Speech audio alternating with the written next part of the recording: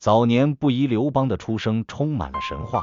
据《史记》记载，其母刘媪曾在大泽的堤坝上休息，梦中与神相遇，当时雷电交加，其父刘太公看见有蛟龙盘绕在刘媪身上，不久便怀孕生下了刘邦。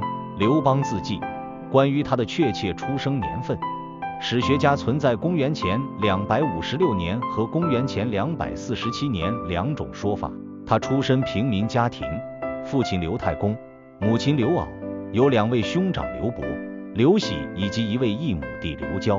年轻时，刘邦不是家庭生产作业，但为人仁而爱人，乐善好施，胸襟开阔。他身材高大，鼻梁高耸，美须髯，传说左大腿上有72颗黑痣。成年后，他通过考试担任了泗水亭长，职责类似于今天的基层治安官。尽管官职卑微，他却庭中立，无所不暇舞，对官府中的吏员十分看不起。刘邦好酒极色，常去王媪、武父的酒店赊酒。醉卧时，他们常看见其身上有龙出现，感到非常奇怪，于是年底时常将他的酒债一笔勾销。一次，刘邦以亭长身份押送一徒去秦都咸阳，正巧遇见秦始皇出巡，允许百姓观看。他目睹皇帝的威仪，喟然叹息曰：嗟乎，大丈夫当如此也。这句话已然显露其胸中的远大抱负。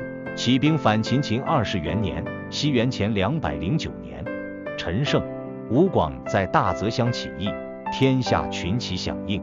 刘邦受沛县令之命，召集逃亡者，但县令旋即反悔并关闭城门。刘邦在城外设书城中，说服城中父老杀死县令，被迎立为沛公，正式举起了反秦的旗帜。萧何、曹参、樊花等沛县人纷纷追随，成为他的核心班底。刘邦的起义之路充满传奇。早年间，他曾以亭长身份送徒役到县府到萧山，途中徒役大多逃亡。刘邦估计等到了目的地，人也跑光了，于是在丰西泽中停，索性将所送徒役全部释放，对他们说：公等皆去，吾已从此是矣。徒役中有10多个壮士愿意跟随他，这便是著名的斩白蛇起义的序幕。当晚，刘邦醉酒后夜行泽中，命一人前行探路。前行者回报说前面有大蛇挡道。刘邦醉言：壮士行，何谓？上前拔剑斩蛇，蛇遂分为2段，道路开通。随后有人经过斩蛇处，见一老妪夜哭，称自己的儿子是白弟子，化身为蛇，被赤弟子斩杀。此事流传开来，跟随刘邦的人愈发敬畏他。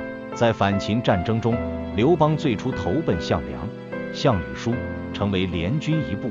楚怀王与诸将约定，先入定关中者亡之，并命刘邦率军西进。刘邦一路收集散卒，招降纳叛，避开秦军主力。于汉王元年，西元前206年10月，比各路诸侯率先攻破武关，抵达坝上。秦王子婴素车白马，系颈以阻。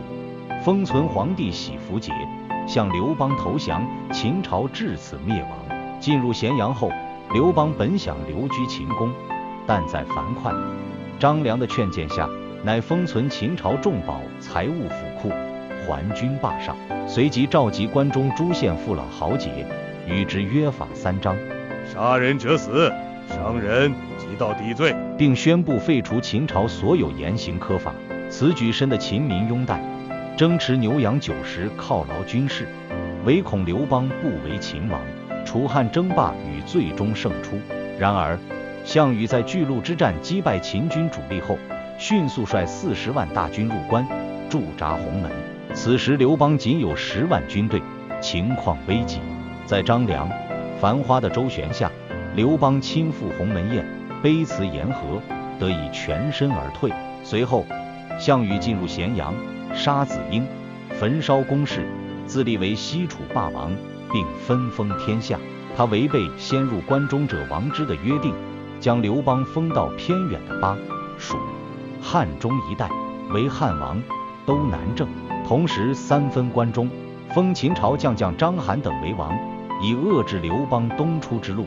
刘邦在汉中重用大将韩信，采纳其明修栈道、暗度陈仓之计，于公元前206年8月起兵，迅速击溃章邯等，重新占领关中。同时，项羽因分封不公，齐、赵等地纷纷反叛，深陷东方战场。刘邦抓住时机，率领诸侯联军56万，一举攻占西楚都城彭城。但项羽随即亲率3万精骑回援，在彭城之下大败汉军。刘邦狼狈逃窜，甚至为了加速逃跑，数次将子女推下马车。此后，楚汉双方在荥阳、成皋一线形成长达数年的拉锯战。刘邦虽屡战屡败，但凭藉住关中稳固的后方和萧何源源不断的补给，得以坚持下来。他派韩信开辟北方战场，先后灭魏、代、赵、齐等国，同时联络彭越等在敌后骚扰楚军粮道，又成功策反项羽的大将英布。项羽腹背受敌，兵疲石尽，被迫与刘邦议和，以鸿沟为界，中分天下。西元前202年，刘邦听从张良、陈平的建议，趁项羽东归之际，发动战略性追击。12月，调集韩信、彭越等各路大军，将项羽重重包围于垓下。项羽夜闻四面楚歌，以为汉军已尽的楚地，率800余骑突围南走，至乌江自刎而死。至此，历时4年的楚汉战争以刘邦的完全胜利告终。登基称帝与制度建设。西元前202年正月，诸侯王联合上书，请尊汉王刘邦为皇帝。2月初3，刘邦在山东定陶泗水之阳正式称帝，定国号为汉，史称西汉或前汉。出都洛阳后，采纳戍卒娄敬的建议，定都关中长安。称帝后，刘邦面临的首要问题是稳定政权和恢复秩序。他继承秦朝中央集权制度，但在地方上实行郡国并行制。一方面，他在统治核心区域推行郡县制；另一方面，出于政治需要，分封了韩信、彭越、英布等7个异姓诸侯王，以酬谢他们在楚汉战争中的功劳。但随着国家步入正轨，这些拥兵自重的异姓王成了心腹大患。刘邦以谋反等罪名，先后剪除了韩信、彭越、英布等异姓王，只剩下长沙王吴芮等无足轻重的藩国。为了巩固刘氏天下，他与群臣杀白马立盟，誓曰：非刘氏而亡者，天下共击之，史称白马之盟。在制度建设上，刘邦命萧何参照秦律，制定汉律9章，取代简约的约法3章，以适应复杂的社会治理。命张苍制定历法和度量衡，叔孙通制定朝仪，使朝廷上下秩序井然。他接受儒生陆贾马上得知，宁可以马上治乎的劝谏，命其总结秦王教训和古今治国成败，成《新语》一书，开始重视文治、历史评价与千秋遗韵。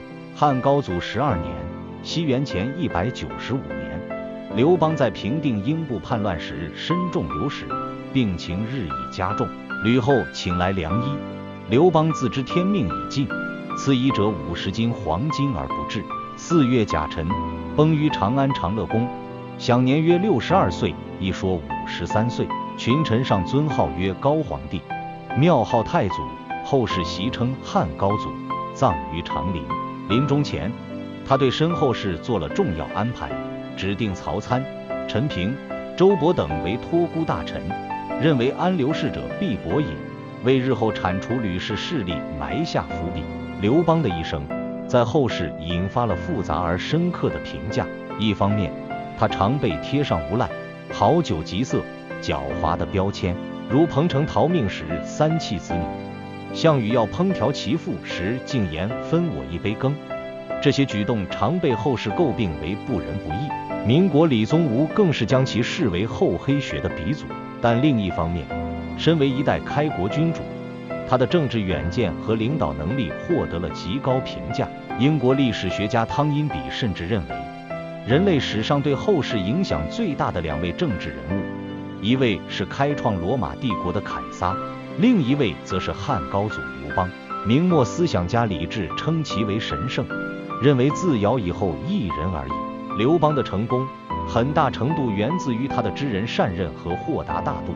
他曾总结自己取胜的原因：夫运筹策帷帐之中，决胜于千里之外，无不如此防。振国家，扶百姓，给馈饷，不绝粮道，无不如萧何。连100万之军，战必胜，攻必取，无不如韩信。此3者，皆不如节也，无奈用之。此一增，可尽天。这番自我剖析可谓千古名论。此外，他还留下了慷慨激昂的大风歌：大风起兮云飞扬，威加海内西归故乡。安得猛士兮守四方。这首歌既展现了功成名就的豪迈，也流露出对国家长治久安的深切渴望。从一介布衣到开国皇帝，刘邦以其独特的个人魅力、超凡的政治手腕和卓越的用人智慧，开创了绵延400余年的大汉王朝。他所奠定的一系列制度，更深远影响了此后2000余年中国历史的走向。